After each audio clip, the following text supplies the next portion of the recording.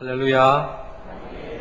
논밭에 오곡백과를 거두게 하셔서 우리의 삶을 풍요롭게 하시고 우리의 삶을 윤택케 해주신 우리 주님을 향하여 할렐루야 찬양대에서 찬양 올렸습니다. 우리 주님께서 영광 중에 받아주신 줄로 믿습니다. 매일매일 삶 속에서 그 하나님께서 베푸르신 그 은혜에 늘 감사함으로 더없는 풍요로운 삶을 살아가는 우리 모두가 되기를 주의 이름으로 축원합니다. 우리 옆 사람과 인사 나눕시다. 감사하며 삽시다. 어거스틴은 믿음, 소망, 사랑 이 세 가지는 항상 있을 것인데 여기 한 가지를 더하고 싶다라고 이야기하면서 그것이 바로 감사라고 이야기했습니다. 감사는 마치 공으로 벽을 치는 것과 같아서 감사하면 반드시 자기에게로 돌아온다고 고백한 바가 있습니다. 어떤 학자들이 아프리카 미개한 곳에 가서 부족들을 살펴보니까 그들의 말을 다 번역할 수 있었는데 감사하다라는 말은 전해줄 단어는 그들에게는 없었습니다. 감사를 모르더라는 것입니다. 생활이 미개할수록 문화가 미개할수록 생활이 육적, 영적으로 어둡고 어두울수록 감사가 없다는 이야기입니다. 일본의 유명한 신학자 우츠무라 간조는 이렇게 말했습니다. 하나님께서 이 시간 우리를 저주하신다면 질병이나 실패나 죽음으로 우리를 저주하지 아니하실 것이다. 한없는 하나님의 말씀을 듣고도 하나님의 말씀을 들려지지 않는 막힌 길, 한정없는 하나님의 역사를 바라보면서도 하나님을 믿지 못하는 불신앙으로 많은 하나님의 은혜를 덧입고 살아가면서도 감사하는 마음이 일어나지 않는 메마른 심령으로 그들을 저주할 것이다 라고 이야기한 바가 있습니다. 카네기는 말하기를 변망덕은 들풀과 같아서 가만히 두어도 자라나지만 감사는 장미와 같아서 계속 길러야 자라난다고 이야기합니다. 불평과 불만은 가만두어도 잘 자라납니다. 원망과 불평은 아무 교육이 없어도 저절로 잘 자라나고 돋아납니다. 그래서 자주 뽑아주어야 합니다. 그러나 감사는 가만히 두면은 자라나지 않습니다. 장미와 같이 자꾸 물을 주어야만이 감사의 꽃을 피울 수 있습니다. 그러기에 20세기 독일의 신학자 본 헤프는 이렇게 말했습니다. 그가 기독교인인가 비기독교인인가의 구별은 그 사람이 감사하고 즐거운 마음으로 살아가느냐 아니면 그렇지 않느냐로 알 수 있다고 이야기한 바가 있습니다. 그렇습니다. 예수를 믿느냐 믿지 않느냐의 차이점은 바로 감사를 하는 사람과 하지 않는 사람으로 그렇게 논했는데 어떻습니까? 우리의 삶 속에 하나님을 믿고 예수 그리스도를 나의 주 나의 하나님으로 믿고 살아가는 성도들의 삶 속에 감사가 얼마나 많이 있습니까? 예수님은 오늘의 본문을 통하여서 좋은 나무에 좋은 열매가 맺고 나쁜 나무에 나쁜 열매가 맺는다고 하는 아주 평범한 이야기를 우리에게 들려주고 있습니다. 결국 좋은 나무에는 나쁜 열매가 맺을 수 없고 나쁜 나무에도 좋은 열매를 맺을 수 없다는 것입니다. 그렇습니다. 성숙하고 좋은 성도의 삶에는 늘 감사와 기쁨이 있습니다. 그러나 성숙하지 못한 성도는 감사와 기쁨이 없고 그 속에 늘 불평과 원망만 내어놓는 것입니다. 하나님은 이 시간 우리 모두가 성숙하고 좋은 성도로 세움받기를 원합니다. 그러기 위해서는 우리가 어떤 열매를 맺어야 할까요? 하나님께서는 오늘 본문 마태복음 7장 15절에서 16절을 통하여서 역경 속에 감사라라고 말씀합니다. 우리 16절 말씀 우리 다 같이 읽겠습니다. 시작. 그 열매로 그들을 알지니 가시나무에서 포도를 또는 엉겅퀴에서 무화과를 따겠느냐. 아멘. 저를 따라 하시기 바랍니다. 역경 속에 감사합시다. 미국의 남가주 대학 심리학과 골든 교수의 회고록에 보면은 성공하는 사람의 5가지 습관들이 간략하게 요약되어 있습니다. 첫 번째가 걸음걸이가 빠르다고 합니다. 걸음걸이가 빠르다는 것은 성취욕과 부지런함을 보여주는 것입니다. 두 번째로는 앞자리에 앉거나 앞쪽에 섭니다. 앞자리에 앉는 것은 적극적이고 진취적이고 뒷자리에 앉는 것은 소극적이고 방관적이라는 것입니다. 셋째는 시선을 집중시킵니다. 강의 시간이나 대화할 때에 상대방의 눈을 바라보고 시선을 집중시키는 사람은 자기 분야에 집중력이 강하고 학업 성적이 월등하게 앞설 가능성이 높다고 합니다. 넷째로는 항상 웃음 띤 얼굴입니다. 웃음은 좋은 인간관계를 맺게 해줍니다. 그리고 5째로는 모든 일에 긍정적이고 생각하고 표현한다고 합니다. 고통당할 때 낙심하거나 누구를 원망하는 사람은 발전이 없다는 것입니다. 16세기에 일본의 무왕들 중에 하나였던 다다오키 호사카우는 한 신하로부터 질문을 받았습니다. 폐하께서는 어떤 사람이 가장 유능하다고 생각합니까? 그러자 다다오키가 대답합니다. 아카시아만의 굴 같은 사람이요 라고 대답을 했습니다. 이 말을 들은 주위 신하들은 고개를 갸우뚱합니다. 그러자 질문했던 신하가 이렇게 알아채고 설명을 합니다. 아카시아만은 폭풍우가 심해서 거센 파도가 그곳에 서식하는 굴을 이리저리 때린다고 합니다. 이 때문에 아주 맛이 좋은 굴이 생성되고 있다는 것입니다. 이렇듯이 유능한 사람은 역경을 딛고 탄생합니다. 라고 이야기하는 것입니다. 안일한 삶은 무력하게 하지만 시련은 새를 날아오르게 합니다. 또 양들이 많은 곳에는 꼭 염소가 꼭 한 마리 있다고 합니다. 양들은 염소의 뿔에 받치고 쫓겨 다니다 보면 오히려 질 좋은 털을 가질 뿐 아니라 운동도 겸하게 하게 되어서 잘 자라기 때문이라고 합니다. 그렇지 않으면은 양들은 영양 과도로 인하여서 비만해서 병에 쉽게 걸려 죽는다고 합니다. 조그만 섬나라 뉴질랜드 그곳에는 날지 못하는 새가 5종류나 있다고 합니다. 그 섬에는 새를 해치는 다른 동물이 없기 때문입니다. 심지어 뱀들도 독이 없다고 합니다. 그래서 새들은 굳이 공중으로 날아올 필요가 없다는 것입니다. 그저 나뭇가지나 땅에서 지내다 보니 날개가 있어도 날지 못하는 새가 되고 말았다는 것입니다. 시련은 우리의 삶을 높이 끌어올리는 필수 요소입니다. 눈물 젖은 빵을 먹지 않은 사람과 인생을 논할 수 없다라는 말인 것처럼 시련과 고통을 겪은 사람은 인생의 의미를 잘 깨우치게 됩니다. 영국의 세계적인 장애인 과학자 스티븐 호킹은 루게릭병으로 의사가 2년이면은 온몸과 신경이 마비가 되고 굳어져서 죽는다는 진단을 내렸습니다. 그러나 그는 어려움이 닥칠 때에 하나님께 감사했습니다.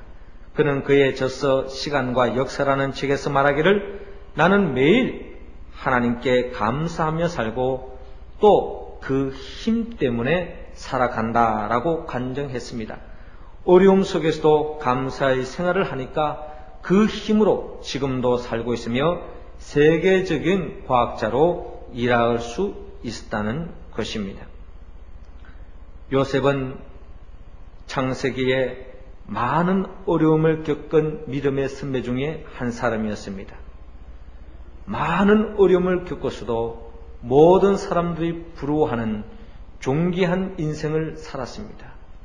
그 삶의 특징은 한마디로 많은 어려움이 있었음에도 불구하고 그 속에서 원망하고 불평하지 않았다는 것입니다. 결국 하나님의 은혜로 원망과 불평은 없고 그 속에서도 감사와 기도의 삶으로 나아갈 때에 하나님은 요셉을 존귀한 자로 세워주셨습니다. 욥도 마찬가지입니다. 그의 삶 속에 엄청난 역경과 고난과 고통이 따라왔습니다. 그러나 그는 고백하기를 나의 가는 길을 오직 그가 아시나니 그가 나를 단련하신 후에는 내가 정금같이 나으리라 라고 고백한 바가 있습니다. 오늘 주님께서는 오늘 본문을 통하여 말씀합니다. 거짓 선자들을 삼가라. 양의 옷을 입고 너에게 나오나 속에는 노략질하는 이리라. 그의 열매로 그들을 알지니 가시나무에서 포도를 또는 은근키에서 무화과를 따겠느냐라고 말씀하고 있습니다. 거짓 선지자, 거짓 성도들의 특징은 겉과 속이 다르다는 것입니다.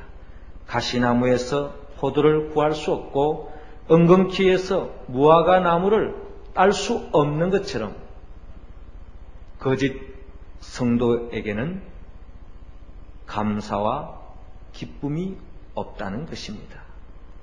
참된 성도, 성숙하고 좋은 성도만이 진정한 감사할 수 있는데 그것도 역경 속에서도 감사할 수 있다는 것입니다. 우리 모두는 주 예수 그리스도 안에서 어떠한 역경 속에서도 감사함으로 진정한 좋은 성숙된 성도의 삶을 살아가는 우리 모두가 되기를 주의 이름으로 축원합니다. 두 번째로 하나님께서는 이 시간 우리 모두가 성숙하고 좋은 성도로서 감사의 열매를 맺기를 원하는데 어떤 감사의 열매를 맺어야 합니까? 하나님께서는 오늘 본문 17절에서 18절을 통하여 형통 속에도 감사하라고 말씀합니다. 18절 말씀 우리 할렐루야 찬양대원들이 읽어주시기 바랍니다. 시작.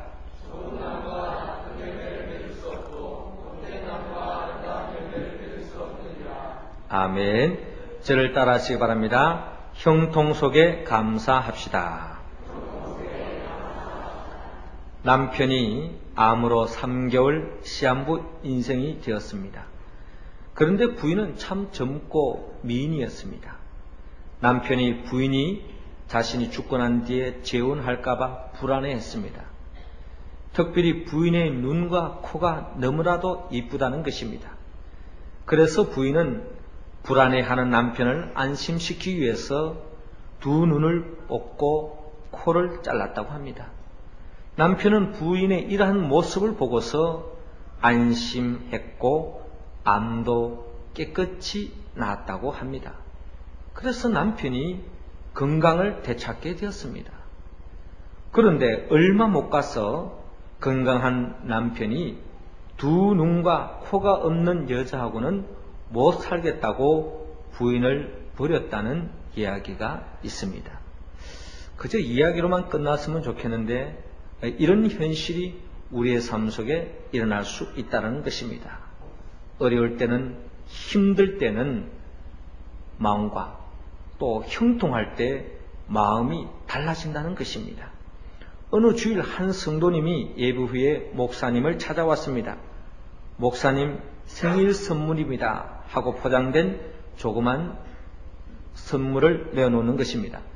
목사님께서 당황을 하면서 성도님 제 생일은 아직 모르는데요 라고 하니까 그 성도가 하는 말이 오늘은 목사님의 생일이 아니라 제 생일입니다 라고 이야기하면서 선물을 내어놓는 것입니다.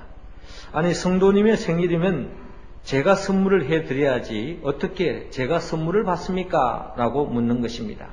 그때에 이 성도가 대답하기를 목사님 오늘은 제가 예수님을 영접하고 구원받은 지 꼭 1년 되는 날입니다. 그동안 제게 귀한 말씀으로 먹여주시고 신앙 자라게 해주신 것을 감사합니다. 그래서 조그만 선물을 마련했습니다. 받아주십시오 라는 것입니다. 얼마나 아름다운 이야기입니까? 우리도 신앙생활 하는 가운데 내가 전도한 사람이 어느덧 그 사람이 성장하여서 나를 전도해 준 그 사람의 은혜를 잊지 않고 감사의 표현을 했을 때 아마 그 선물을 받는 감격은 그 선물의 그 어떠한 가치를 뛰어넘어서 하늘의 기쁨이 넘칠 것입니다. 우리는 형편이 좋아질 때에 또한 구원받고 난 이후에 그 은혜를 저버리지 않는 우리의 삶이 되어야 할 것입니다. 옛날 어느 왕이 나라의 형편을 살피려고 궁궐 밖으로 나가서 순찰하게 되었습니다. 그런데 성실하게 열심히 양을 치는 목동 한 사람을 발견하게 되었습니다. 허름한 옷을 입고 차림새는 구차했지만 열심히 일하는 모습을 보고 왕은 그를 궁궐로 데려와서 돈을 관리하는 일을 맡겼습니다. 목동은 왕의 배려에 너무나 감사하여 열심히 일을 했습니다. 그런데 목동은 일이 끝나면 꼭 어느 방에 들어갔다가 오는 것입니다. 평소에 그 목동을 시기하던 신하들이 왕에게 이렇게 이 일을 고소했습니다. 그 목동이 나라의 돈을 훔쳐서 몰래 숨겨둔다는 것이었습니다. 그래서 왕과 신하들이 그 방을 찾아가 보았습니다. 그 방문을 열어보니 그 방 안에는 목동이 과거에 입었던 허름한 옷과 신발이 놓여져 있었습니다. 목동은 날마다 그 헌옷과 신발을 보면서 자기를 구원해 준 왕께 감사하는 마음을 다짐했다는 것입니다. 은혜를 받은 만큼 감사한다는 것은 당연하면서도 생각만큼 쉽지 않습니다. 은혜를 받아도 그 은혜를 금방 잊어버리고 감사하지 못하는 경우도 많이 있기 때문입니다. 그러나 누구에게 어떤 은혜를 받았든지 간에 그 은혜에 대한 감사하는 사람의 모습은 참으로 아름다운 모습입니다. 예수님께서는 오늘 본문을 통하여 우리에게 말씀합니다. 이와 같이 좋은 나무마다 아름다운 열매를 맺고 못된 나무가 나쁜 열매를 맺나니 좋은 나무가 나쁜 열매를 맺을 수 없고 못된 나무가 아름다운 열매를 맺을 수 없다라고 말했습니다. 좋은 나무만이 좋은 열매를 맺을 수 있듯이 성숙하고 좋은 성도만이 역경 속에서도 감사하고 형통 속에서도 감사할 수 있습니다. 우리 모두가 역경 속에서도 고난 속에서도 감사할 뿐만 아니라 형통하고 순탄함 속에서도 그 은혜를 잊지 않고 감사하며 하나님께 영광 돌리는 우리의 모습이 되기를 주의 이름으로 축원합니다. 세 번째로 하나님께서는 우리 모두가 성숙하고 좋은 성도로서 감사 열매를 맺기를 원합니다. 어떤 감사 열매를 맺어야 합니까? 오늘 본문 19절에서 20절을 통하여 모든 일에 감사라고 말씀합니다. 20절 말씀 우리 다 같이 읽겠습니다. 시작. 아멘.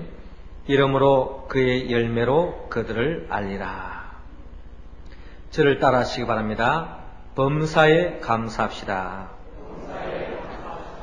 9.11 테러가 있을 때에 보석 주머니를 가지고 보석 배달을 갔던 딸 아이가 빌딩이 폭파되는 바람에 연락이 끊어졌습니다.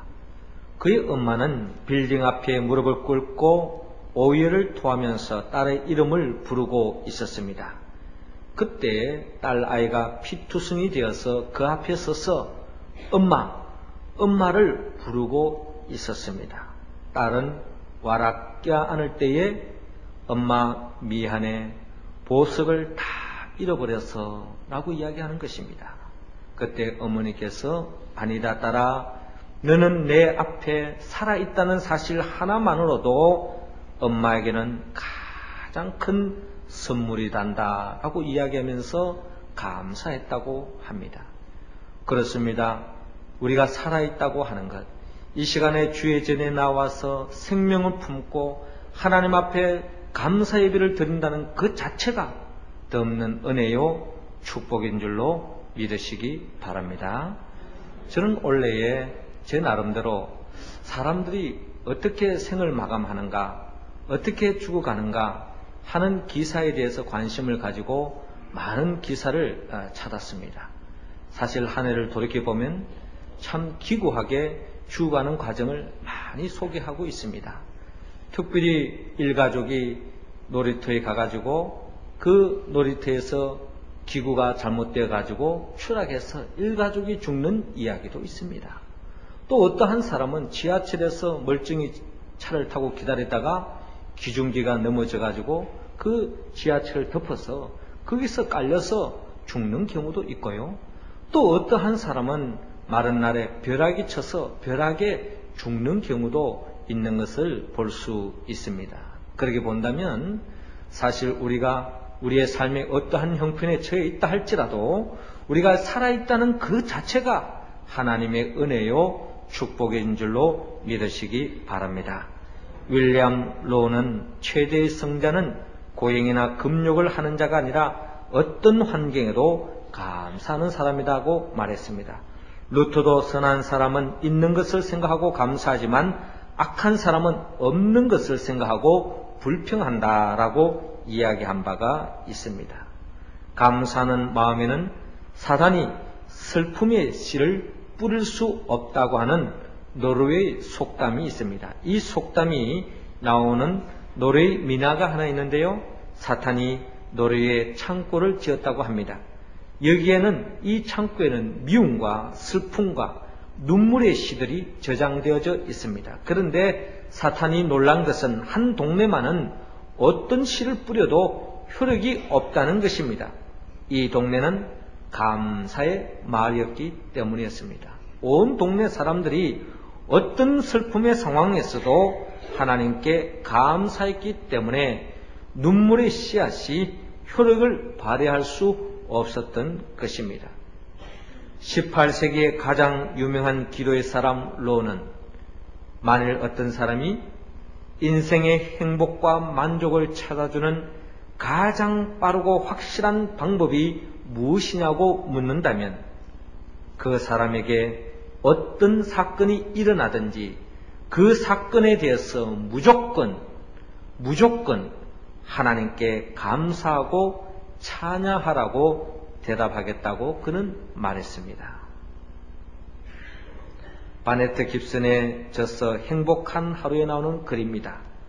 행운의 손바닥에 얼마나 많이 쥐게 되었느냐 하는 것은 그대의 행복과 관계가 없다.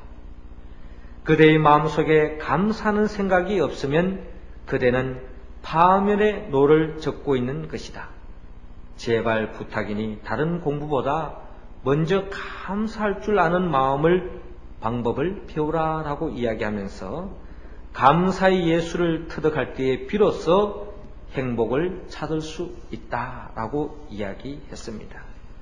19세기 영국의 대설교가였던 스펄전 목사님은 이렇게 이야기했죠. 캄캄한 밤 하늘에도 자세히 보면 별빛이 보인다. 별빛을 보고 감사하는 자에게는 달빛을 주시고 달빛을 보고 감사하는 자에게는 햇빛을 주시고 햇빛을 보고 감사하는 자에게는 달빛도 햇빛도 필요 없는 영원한 천국의 빛을 주신다고 했습니다. 스펄전 목사님은 이어서 또 말하기를 불행할 때 감사하면 불행이 끝나고 형통할 때 감사하면 형통이 연장된다라고 이야기한 바가 있습니다. 이스라엘 백성들은 모두가 출애굽을 하여서 가나안 땅에 들어가기를 원했습니다. 그러나 갈렙과 여호수아 2명 외에는 출애굽 1세대 중에 아무도 가나안 땅에 들어갈 수 없었습니다. 그 이유는 어디에 있었습니까? 하나님의 인도함이 없었습니까? 하나님의 돌보심이 없었습니까? 하나님은 가는 길마다 길을 열어주시고 그들의 필요를 채워주시고 구름기둥, 불기둥으로 인도해 주셨습니다. 그럼에도 불구하고 그 삶의 자리에서 끊임없이 원망하고 불평을 내어놓는 사람들은 다 가나안 땅에 들어가지 못하고 광야에서 끊어진 것을 바라봅니다. 오늘 예수님께서는 우리에게 말씀합니다. 아름다운 열매를 맺지 아니하는 나무마다 지켜 불에 던지우리라. 이름으로 그 열매로 그들을 알리라 라고 말씀하고 있습니다. 주님은 우리에게 아름다운 열매를 맺기를 원합니다. 아름다운 열매를 맺지 않은 나무마다 지켜 불에 던지운다고 말씀하고 있습니다. 우리가 맺어야 주님이 원하는 아름다운 열매 여러 가지 있겠지만 오늘 추수감사주의를 통하여서 우리 모두가 다시 한 번 더 주님이 원하는 감사하는 삶으로 나아가기를 원합니다. 어떠한 역경 속에도 감사하기를 원합니다. 또 형통함 속에서도 감사하기를 원합니다. 범사에 감사할 때 주님은 우리를 보고 기뻐하시면서 그 열매로 그들을 알리라 라고 말씀한 것처럼 어떠한 상황 속에도 모든 일에 범사에 감사함을 통하여서 주님 앞에 인정받는 좋은 성도로서 주님이 예비해 놓으신 그 복에 참여하는 우리 모두가 될 수 있기를 주의 이름으로 축원합니다. 사랑하는 성도 여러분, 하나님은 우리 모두가 좋은 나무로서 좋은 열매 맺기를 원합니다. 역경 속에서도 형통 속에서도 범사에 감사라고 말씀합니다. 어떻게 우리가 이 말씀에 응답할 수 있습니까? 우리의 힘과 의지로는 부족합니다. 나를 위하여 죽으시고 나를 위하여 부활하신 예수 그리스도, 우리를 위하여 죽으시고 우리를 위하여 부활하신 예수 그리스도의 영 보혜사 성령의 도우심을 받아서 오늘의 주신 말씀에 응답하여 좋은 성도로서 좋은 열매 범사에 감사함으로 하나님께 영광 돌리고 하나님이 예비해 놓으신 그 복을 누리며 살아가는 우리 모두가 되기를 주의 이름으로 축원합니다. 기도드리겠습니다. 생명의 영 보혜사 성령님이시여, 좋은 나무가 좋은 열매를 맺듯이 하나님의 자녀로서 하나님이 기뻐하는 열매를 맺기를 원합니다. 우리에게 감사의 영으로 충만히 채워 주시옵소서. 성령의 도우심으로 말미암아 역경 속에 감사하고 형통 속에서도 감사하고 어떠한 삶의 자리에서도 범사에 감사함으로 하나님께 영광 돌리고 성숙한 믿음의 성도로서의 삶을 살아가는 우리 모두가 되게 하여 주시옵소서. 이제 2008년도를 섬겨나갈 또한 남녀 선교회 회장단을 뽑을 때에도 주님께서 함께하여 주옵시고 어떤 상황 속에도 감사할 수 있는 믿음의 사람을 세워서 더없이 주의 몸된 교회 속에 감사와 기쁨이 흘러넘칠 수 있도록 역사하여 주시옵소서. 예수님의 이름으로 기도드리옵나이다. 아멘.